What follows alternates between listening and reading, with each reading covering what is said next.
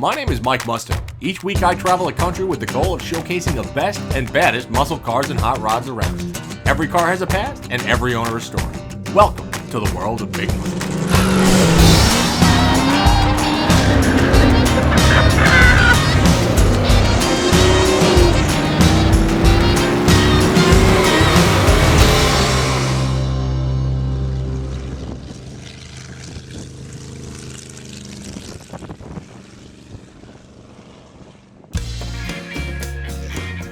So we're down here this morning in Mavericks, one of the coolest surfing spots on the North Shore of California, with a surfmobile. Now, when you think of a surfmobile, what do you think of? And what qualities do you want? Well, you want two things. One, it's got to be able to hold a couple of surfboards. Two, it's got to be really, really fast to get you to the next break before the waves break. So that's what we're going to do today on Big Muscle. We're taking this car, we're going to go from point A to point B. I'm not going in that water because I'm Italian and from New York, and there are sharks out there. And the only type of sharks I like are the ones on my dinner plate. So with that being said, let's keep walking this way, and I'm going to show you this car. About a year ago, I was walking through a local car show, and I came upon this 1926 Hudson. It's got massive red wheels, the body is made of wood, and it has bullet holes all over this. I don't know how you wouldn't be intrigued by this car. I know I was. When you come across something like this that's truly hand fabricated, I mean the frame, the body, the engine mounts, the grill, everything, it really opens your eyes to stuff. It makes you look at things that you might not have imagined. And that's the cool part about this car. Like, I couldn't have imagined any of this. And then, of course, we get to the interior, which is one of my favorite parts. If you like details, and I mean well thought out, intricate details, then rest assured that you're looking at a vehicle that will not disappoint. You might notice the pinstriped adorned glove box, the floor-mounted aircraft altimeter, or the dome light that's perfectly crafted out of a vintage medicine bottle. If those didn't catch your eye, then perhaps you were focusing on the adjustable windshield, the old license plate floor mat, or the fact that the key to unlocking the chastity belt of speed looks to have come off an old pirate ship. This is a tinkerer's delight, a vehicle where the boundaries of design and function are only limited by the creator's imagination. Just working on cars kind of came natural to me, so I started out at a BMW franchise as a wash kid, moved in as an oil change guy. Worked that way for 7 years, decided I could probably do better for myself if I was a service advisor. Took that route where I worked as a service advisor for BMW, Land Rover, Hyundai. During the last year, Scott and I decided that we were going to build this Woody. Our time frame window was, we started the project in March and Woody's on the Wharf was in the end of June. So we decided it's gonna happen. Pull all the stops, stay up late, it's gonna happen. So we went for it, we put the car together, it had its maiden voyage to the Good Guys show on June 1st. Barely made it there, the steering was all over the place, the radiator hoses blew off, it just was chaos, but we got it there. Took it back, did some refinements, got it down the Woody's on the Wharf, and the car became flypaper. There's something about the car that you see somebody, they walk up to it and they can't help themselves. They want to touch it. They want to touch it, they want to feel it. Is it real? I don't know what it is. What is this car? Is it a Ford? Is it a Chevy? What is it? Nobody can tell. So we got such a great response from that that we started to collect more people that wanted something fixed. They saw that if you could do all that, then you could probably tune my engine for me, can't you? So we came in here and it got to be to the point where I couldn't do my full-time job at night, come down here, fix a car, on my weekends try to spend some time here too. So I had to go ahead and take a leap of faith, jumped over in here and rolled my sleeves up and got ready to go.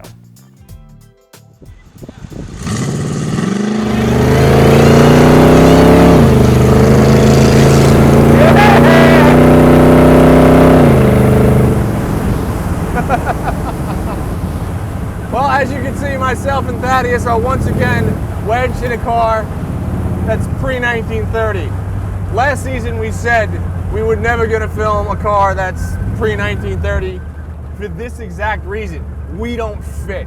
But we saw this thing and we had to, because not for nothing, just look at it. I mean, the thing is unbelievable.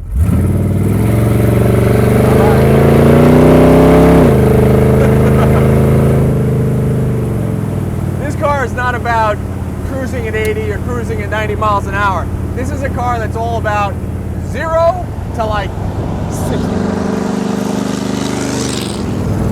So up front, we've got a 350 small block, mild motor, puts out about 380, 400 horsepower, a 4.9-inch in the rear with 370 gears.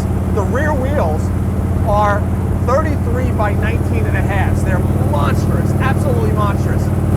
And the fronts are 15 by 7, 15 by 8. There's no windows, there's no real roof. I mean, there are slats here, but there's nothing on top of that otherwise. The dashboard is completely made of wood. You can put two people in the back and have them squeeze in here. I've got a tilt steering wheel, automatic transmission. Ben has also done a really, really good job of just getting the information that you want in a hot rod to you, right? We have our oil pressure gauge. We have our temperature gauge.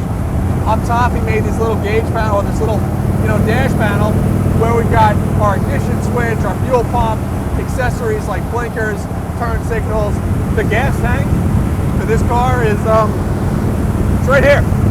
My arm's resting on it. So I guess that kind of goes with the no safety equipment, huh? The non-smoking car. This is a non-smoking car. I figure you and I are big enough so if it goes up, we can actually break out through the roof. I'm going out the roof. Yeah, exactly.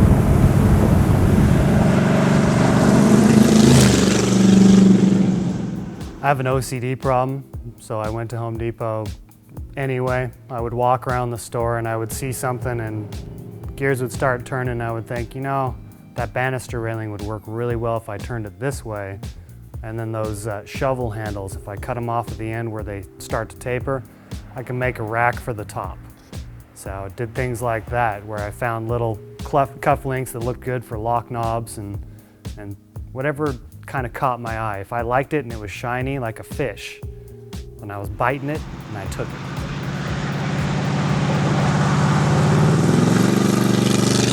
We've been shooting this car for a while, and I can't get over the detail work. I mean, literally, I keep finding stuff all over the car. Like, I just looked at the door handle, and there's this little kind of, almost like a faucet turn nozzle on there, and it's a coupling. Everything works. I got my horn button. Sticks a little bit, but it works. As you guys know, most of the cars we shoot in this era are pretty lax on safety equipment. This car is completely lax. It doesn't have any. There are no seat belts. There are drum brakes in the back, tiny discs up front. So as far as safety goes, not so much. But what I like about it is, we're driving, if I go like this, the car tracks nice and straight. So many hot rods that we get in, the camber's off, the caster's off, suspension wasn't set up correctly. And when you consider this thing is basically using parts that are 70, 80, 90 years old, it's pretty amazing. I walk around a car show and I see a lot of the same thing. A lot of the same gauges, the same dials, everyone's using the same switches from Summit or Speedway. My inspiration comes from a dirty rake on the ground, a garden weasel that somebody's thrown away. The swap meets are good for me because I see something that doesn't really belong to the car and I'm like, it belongs to the car now. The overflow tank is actually a squirt bottle that I got. There was a little hand squirt bottle from Target. Took the top of it off, put a cork in it, coiled some wire into it, made it work. The newer stuff with the switches, although cool and functional for what people do, your grandpa can get in there and drive the car down the road. I'm not trying to put together grandpa's car. Grandpa's gonna come to my car.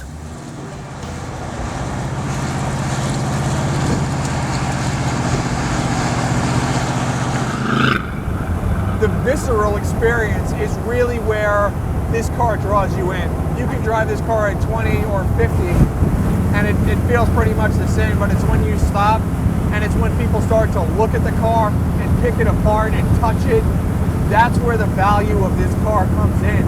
This car is a gold mine of imagination. When I first saw this car, Ben didn't have a shop. The response that he's gotten basically told him that, you know what, I can do this. So he started a shop called Jack Dick Customs. Started it with a buddy of his, and this is what they do. They build masterpieces like this. We get hundreds of submissions a month. This is the one we saw instantly and we were like, boom, done on the show. Great. I'm so happy it's a nice day today.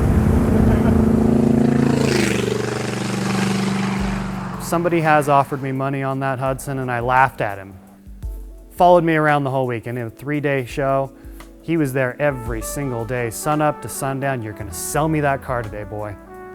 Let's go talk. Putting money on the table. Here's 40 grand, take it right now. And I laughed at him. I don't even know what the car is worth. I don't care, because it's fun. Fun. Now there's a novel concept. I mean, isn't that the reason we put these cars together in the first place?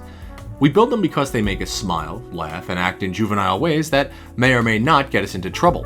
This old Woody is a perfect example of that. Sometimes cars don't need to be ungodly fast. They don't need to handle like a Porsche, and hell, in this case, they don't even need windows. What I'm getting at is there are no perfect vehicles, only ones that are capable of planting the memory of a perfect sunset in someone's head as they cruise along the Pacific Ocean at dusk. So what about the sharks? I don't like sharks. You like clams? I'm Italian, I have to like clams. I think that's in the code book. We used to dig for clams with a rake. I've never seen it with a tube. I used to go shark fishing when I was a kid. And I will never get back in an open ocean for the simple fact that one time we caught a mako shark. When you pull these big bastards onto the boat, the only thing you want them is dead. Dead. Couple of whacks on the old noodle, shark's out, throw them in the bin, done. But either way, I'm not going out.